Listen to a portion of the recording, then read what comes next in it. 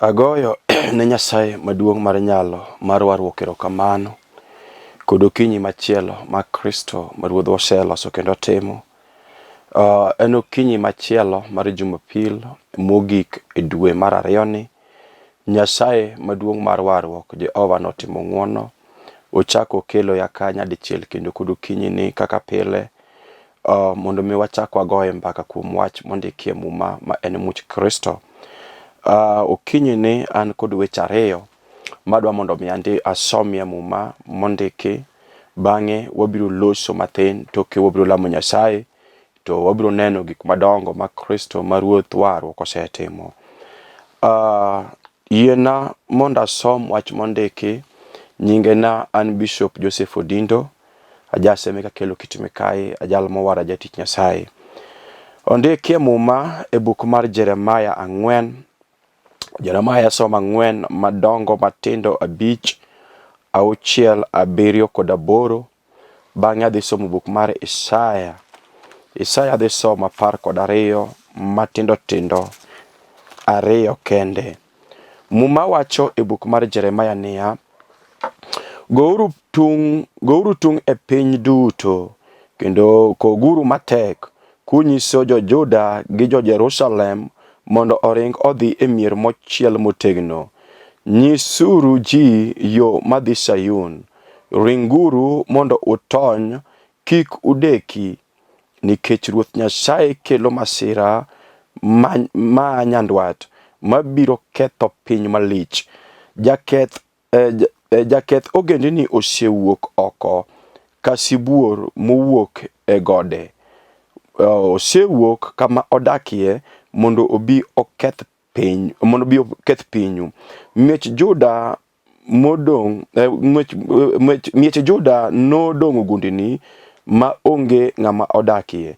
Kuom mano, rwakre uru gi piende gugru, kendo uywagi ka ugoyo nduru, nikech mirima mager mar Ruoth Nyasaye, nikech mirima ma Ruoth Nyasaye nigo gi jo-Juda pok orumo. Wach machielo buk mar Isaya 12:2, wach mawacho: Adier Nyasaye en jareswa, wan gi geno kendo ok waluor, nimar Ruoth Nyasaye e kar konyruokwa kendo e okumbawa. Osenyiso ni en e jareswa. Kulwi mondo walam Nyasaye. Wuoro maler, Nyasaye maduong' mar Israel, asepaki Jehova, asemiyi duong' nikech iwinjori. Onge jal machielo Ruoth mowinjore to mak mana in. Japuonji chaki ora nyadichiel kaka pile, Jumapil ka Jumapil. E sama chala kama, Jumapil mogik ni Ruoth chaki oro ya dwe mar ariyo ni. Nyasaye maduong' ka an ka Ruoth muma aketo lweti kaka jatichni mise oro mondo iti koda nikech oganda ni mise miyo thuolo mondo winja. Wuoro maler, aketo lweti chung koda iuma gi teko nikech no jawinjo be kama entie winjo kwayo waduto ka nyingi maler yudo duong' e nyingi Yesu Ruoth. Amen. Agoyo ne Nyasaye maduong' mar nyalo erokamano kod okinyi sani. Jehova maduong' mar Israel ochako oro yaka kod wach ma Jehova okete chunya kendo kete lewa. Okinyi ni Nyasachwano maduong' no mar warruok, Jehova ma jaadiera, osebedo jaadiera kendo aseneno Nyasaye no kod wang'a. Okinyi ni Jehova maduong' no ochako miya wachne mondo mi achaka chop GWETH TV ka kod okinyi mondo mi wawinjre kuom wach masomo. Toke to wabiro lamo kod Nyasaye ka duong' kod loch gi teko dok ne Nyasaye maduong' mar warruok. Okinyi asomo weche ariyo mondikie muma e buk mar Jeremiah, to machielo asomo e buk mar Isaya. Weche ariyo gi ema dwana losie mos kodi toke to walam Nyasaye ka duong' gi loch gi teko dok ne Nyasachwa. Wach masomo e buk mar Jeremiah 4:5 matindo nyaka 8, mane wach mabende nwana chak go toke to wabiro tiko kode buk mar Isaya. Ondikia muma ni gouru tung e piny duto, kendo koguru matek, kunyiso jo-Juda gi jo-Jerusalem ni oring odhi kama auchiel motegno. Ma wach manotimore ka Nyasaye nokelo fweny ne Jeremiah nikech masira manochomo jo-Juda kod jo-Jerusalem. To ne Nyasaye ofwenyo ne wach ni kapod odong' igni 15 mane mbele. To Nyasaye ang'o kono Jeremiah mondo mi Jeremiah owuog oko mondo mi olosi kaachiel kod jo Juda kod jo Jerusalem mondo kongi wach kuom masira mochomo pinje mag Juda kod pinje mag Jerusalem, mondo mi giringi gi ae pinje maginitie to gidhi kuonde mochiel motegno. To Muma Maler wacho ni Nyasaye ang' loso kod Isaya e yor Jeremiah e yor fweny. To ka Nyasaye oseloso kod Jeremiah e yor fweny, to kono Jeremiah ni kono jo Juda kaachiel kod Jerusalem mondo giringi piyo piyo gidhi e dala mochiel motegno, nikech masira ma an go kendo asira ma an go kod jo Juda kod jo Jerusalem en asira mabiro tieko pinyno duto. Apako Yesu ahinya. To Muma Maler wacho ni Jeremiah ang'o kono jo Juda kod jo Jerusalem mondo gigo koko e pinyno ka gigoyo nduru e pinyno ka ginyiso ji ni masira ochomo Juda kod jo Jerusalem. To Muma Maler wacho ni no nyiso gi ni ringuru mapiyo piyo mondo mi udonji e dala mochiel motegno.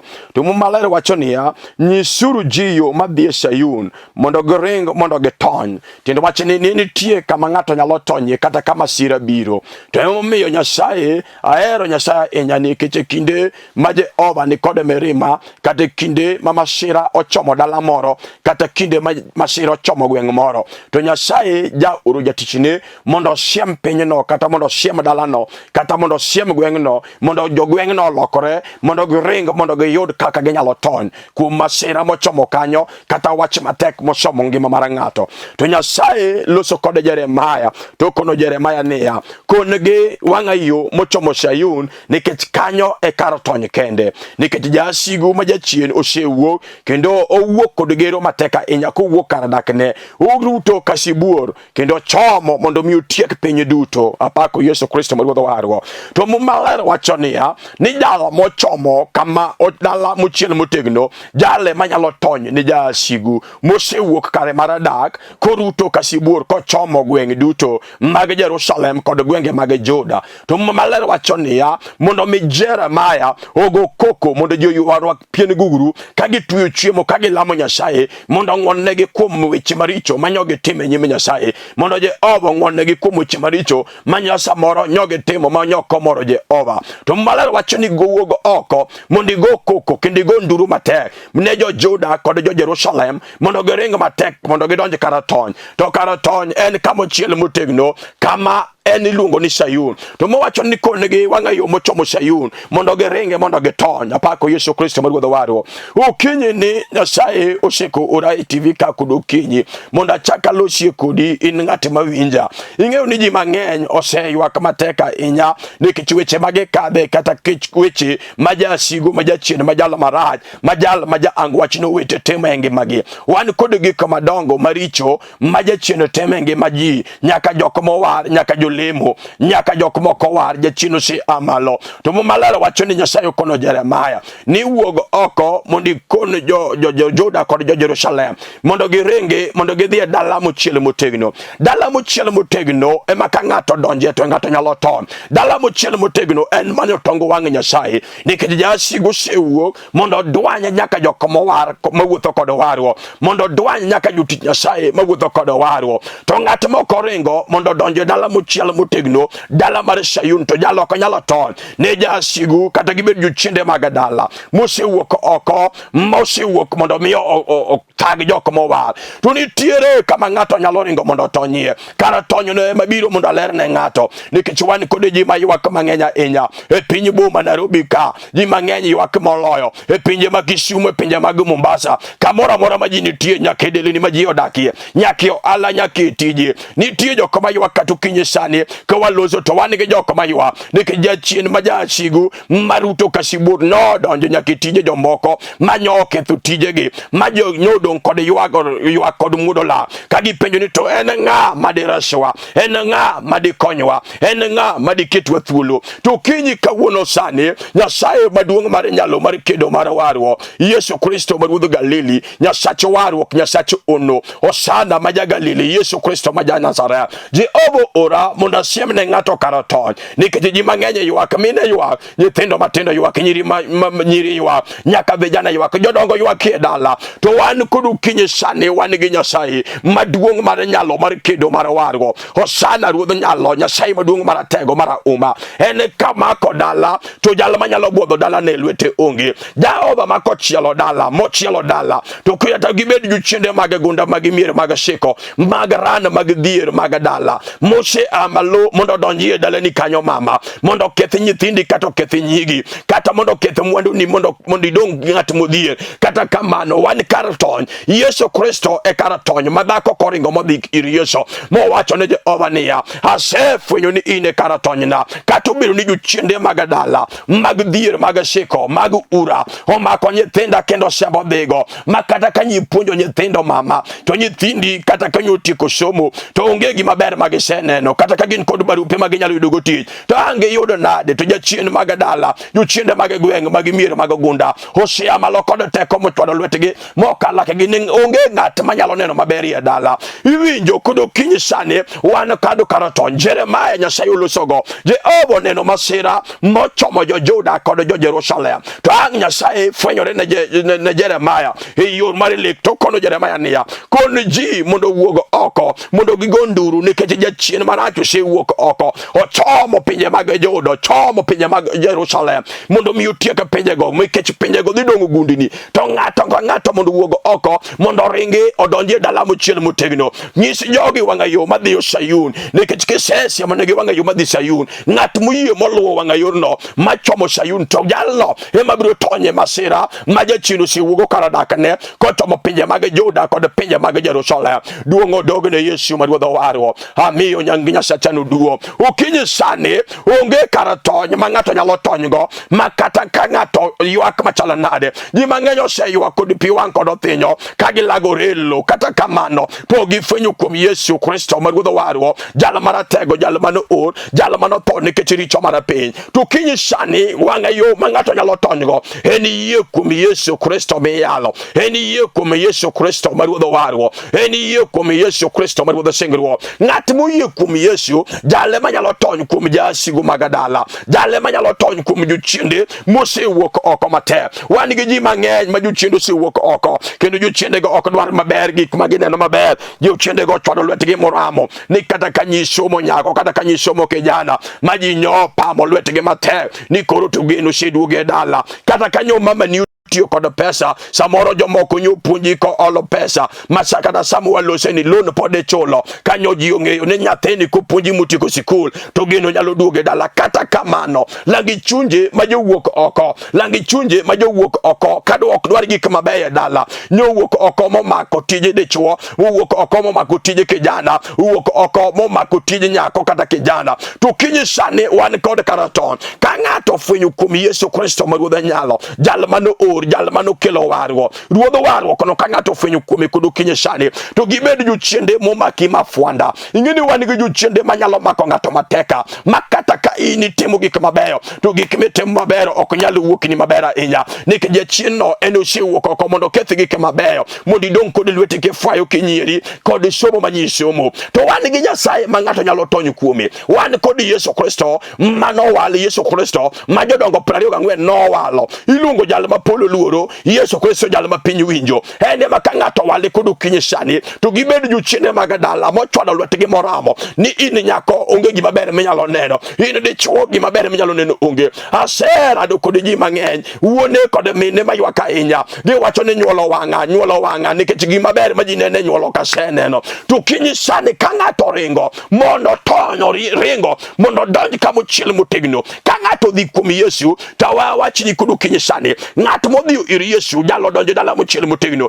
nikech onge gima jasigu madala, onge gima jasigu malawi, onge gima jasigu chwado lwete moramo ni gima ber ok nyalo neno. Gimoluoro en remb Yesu Kristo manochwere musalaba, remo manowacho weche mabeyo ne ngimawa, remo manomol ko ula ka ulo gik mabeyo lilo e ngimani kata e ngimana bende. To remo no ema ka ng'ato ringo modonje remo to jalo remo no chielo kendo bedo kod chiel motegno, makata jowasigu mamanyuji, jowasigu magidhier, jasigu magimifwadhi, jochiende mochwado lwetgi moramo, makate dalani kanyo unu seng'ere, makata kaji kadho to ng'ere dala ukanyo ni en dala maridhier marasiko, makata kidwaro kibrit na kwai dala ukanyo, nikech onge gima ber minyalo yudie dala. Tudhiambo sani kudu kinyi sani mari Jumapili mogik mari dwe mar ariyo, japuonj Yesu Kristo mar Ruodhwa warwa, Yehova ora mondo siemne ng'ato kar tony, mondo ng'ato donjie kamochiel motegno kama wasigu ok nyal juke. Wan gi kuonde moko ma ji nyalo chope kata kamano,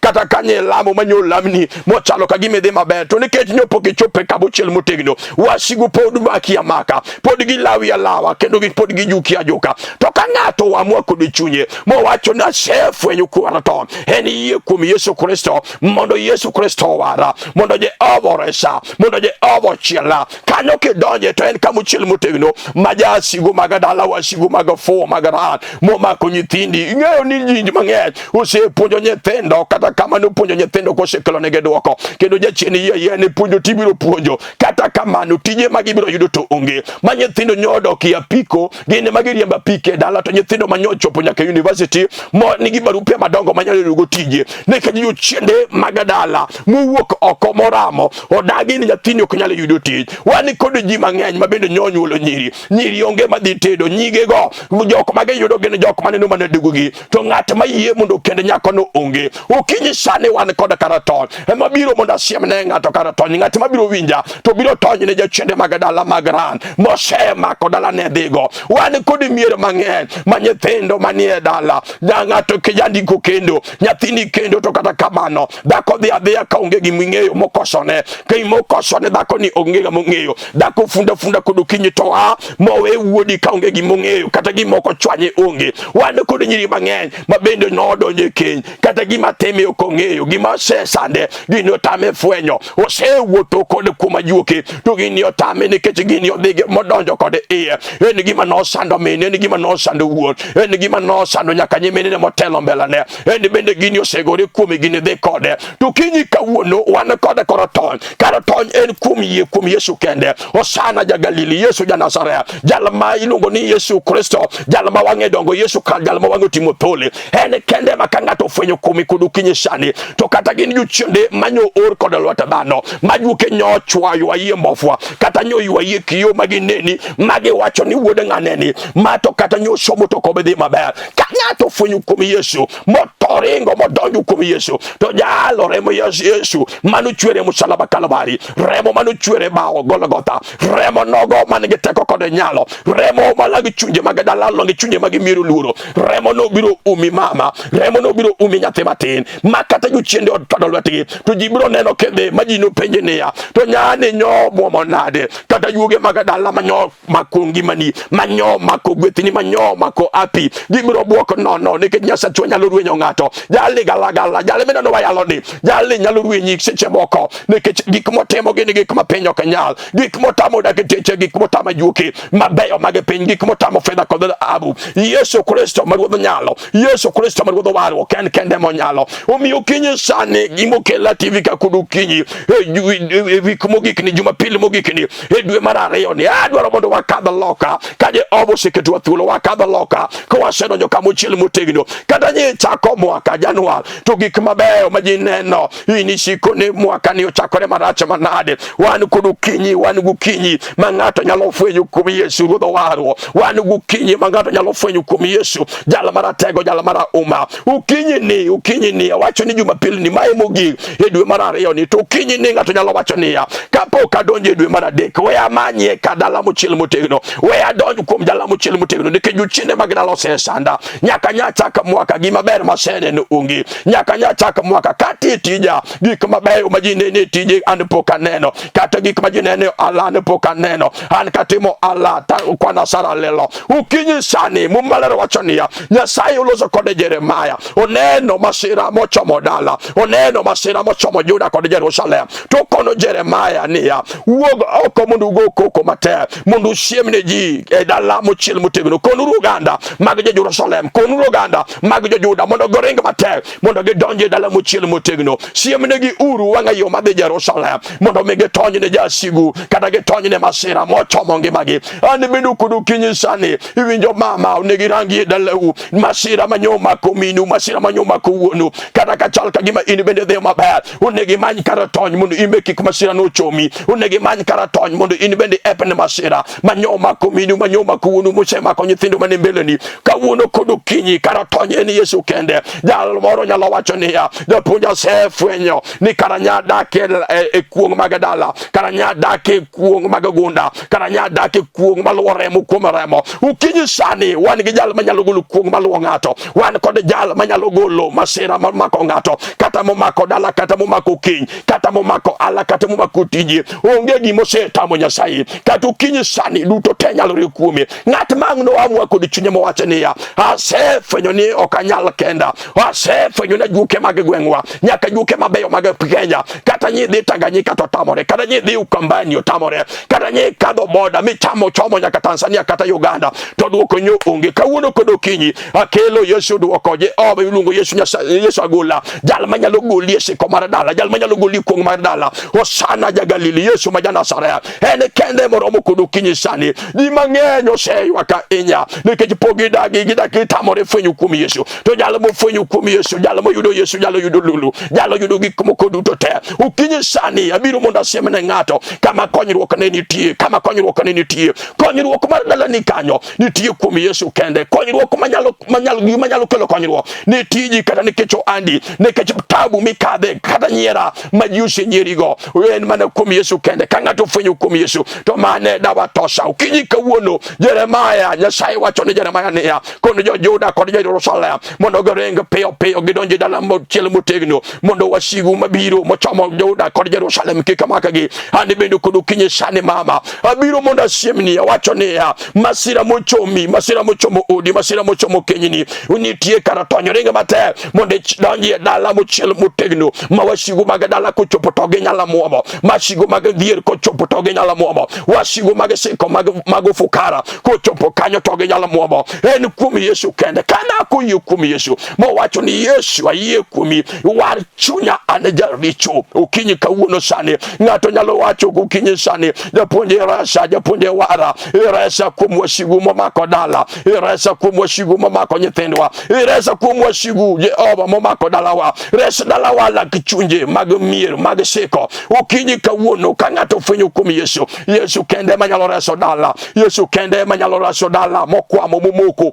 modong, maji nyiero, maji ochayo, Yesu kende Nyasaye manyalo gik moko duto, kata dala wene dala mocha, maka jikadhe dala no to jisiemo kodu umege, kech gima ber minyalo ne dala onge, dala modongo gunda, jinyocha kotho ma dala no kirango, to liete manie dala ng'eny moloyo jok modakie dala, ka ukinyi sani wan gi Nyasaye manyalo timo ono, Nyasaye maratego, jal manyalo yaw gik ma jochiende no loro, jal manyalo kelo gweth ma jochiende nyolalago, wan gukinyi sani wan kod Nyasaye, donge yie monege yie kuom Yesu, mondo wari, mondo ae richo, mondo Nyasaye oketi thuolo kuom weche maluwi matekgo, mondo Jehova oketi thuolo kuom lagi chunje, mochwado lwetgi moramo, ni ok nyalo neno bere piny buma, wan gukinyi sani, wan gi ji mang'eny ma ywakate piny Nairobi kama wanetiede, iyudo ni ng'ato nie piny buma ka, to dakie shida, uchieme shida, orwakore shida, nyithindo wuothe shida, kendo nyithindo somo ge shida, to wan kod Nyasaye manyalo golo ng'ato e tabu, to ji pok ofwenyo kuom Nyasaye, wan kod jok mowar bende, ma bende otweyo tamba yuiny, kendo seche moko onyalo lamo mipoko chope dhok moko mayore yore,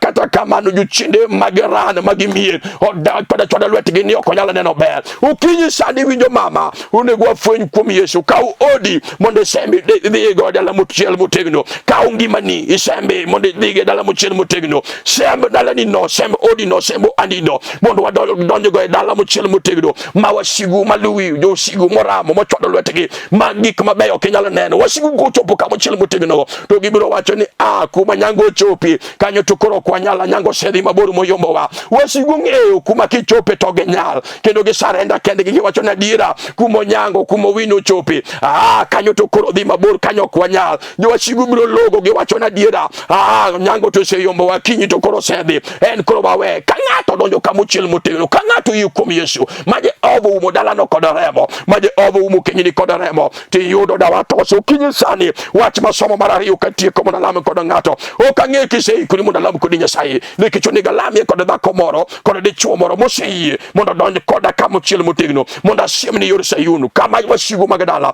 ok nyal yuki. Isaya kama somo Isaya 12 matindo tindo ariyo mumalero wacho niya, adier Nyasaye e jareswa, wan gi geno nikech ok waluor, nimar Nyasaye nikech nimar Ruoth Nyasaye e kar konyruoknwa kendo en okumbawa, osenyiso ni en e jareswa. Pako Yesu Kristo ma Ruodhwa warwa. Koro mane jal makelo ni kodo sani mumalero wacho ni adier Nyasaye en e jareswa, mane jal manyalo resi nyaka kuonde mekadhe, kuom lagi chunje mag dala, kuom masira maluwo dala, momako dala mafuanda, momako nyithindu nyaka nyimineni. Resruok en Nyasaye kende. Daudi wacho niya, asefwenyo ni Nyasaye en e kar resruok na. Achiwo ne Yesu